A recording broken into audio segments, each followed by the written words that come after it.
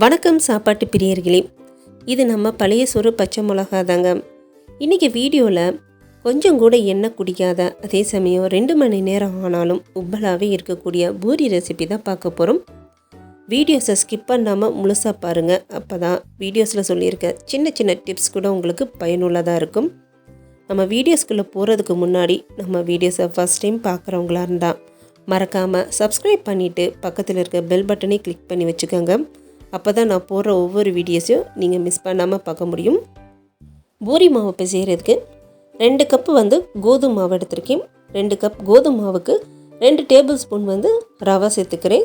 ரவை சேர்த்து நம்ம பூரிக்கு மாவு பிசையும் போதில் பூரி ரொம்ப நேரம் ஆனாலும் நம்மளுக்கு உப்பலாகவே இருக்கும். அடுத்து மாவுக்கு தேவையான அளவு உப்பு சேர்த்துக்கலாம். உப்பு சேர்த்துட்டு இப்போ எல்லாத்தையும் நல்லா ஒரு வாட்டி கலந்து விட்டுக்கலாம். இப்போ எல்லாத்தையும் நல்லா கலந்தாச்சு. அடுத்ததில் கொஞ்சம் கொஞ்சமாக தண்ணி சேர்த்துட்டு இந்த பூரி மாவை நல்லா டைட்டாக பிசைஞ்சிக்கலாம். சப்பாத்திக்கெலாம் மாவு பிசையும் போதில் நாம் நல்லா சாஃப்டாக பிசைவோம். ஆனால் பூரிக்கு மாவு பிசையும் போதில் அந்த மாதிரி பண்ணக்கூடாது.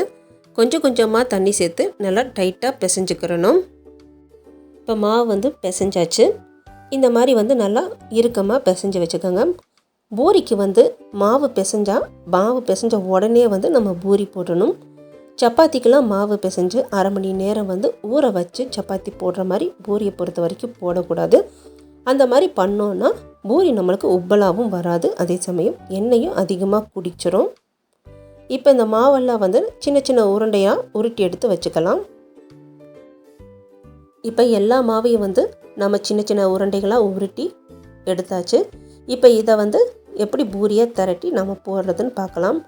இன்றைக்கி பூரி திரட்டுறதுக்கு இந்த பூரி ப்ரெஷர் தான் நான் யூஸ் பண்ணிக்க போகிறேன். நான் எப்பயுமே பூரி போடுறதுக்கு இந்த பூரி ப்ரெஷர் தான் நான் யூஸ் பண்ணுவேன். இது எனக்கு ரொம்பவுமே ஈஸியாக இருக்கும். உங்ககிட்ட இது இல்லைன்னா சப்பாத்தி கட்டை பயன்படுத்தியும் நீங்கள் பூரி மாவு திரட்டிக்கலாம். நீங்கள் சப்பாத்தி கட்டை பயன்படுத்தி மாவு திரட்டுறதா இருந்தால் இந்த மாதிரி சப்பாத்தி கட்டையில் எண்ணெய் தடவிட்டு நீங்கள் திரட்டிக்கங்க. மாவு போட்டு நீங்கள் திரட்டும் போசில் அது எண்ணெயில் போட்டு பொரிச்செடுக்கும் போசில் எண்ணெய் வேகமாகவே கருத்துரும். இந்த மாதிரி எல்லாத்தையும் ரெடி பண்ணிக்கலாம். இப்போ எல்லா மாவையும் இந்த மாதிரி திரட்டி ரெடி பண்ணி வச்சுருக்கோம். இப்போ பூரி பொரிக்கிறதுக்கு எண்ணெயும் நல்லா சூடாக இருக்குது.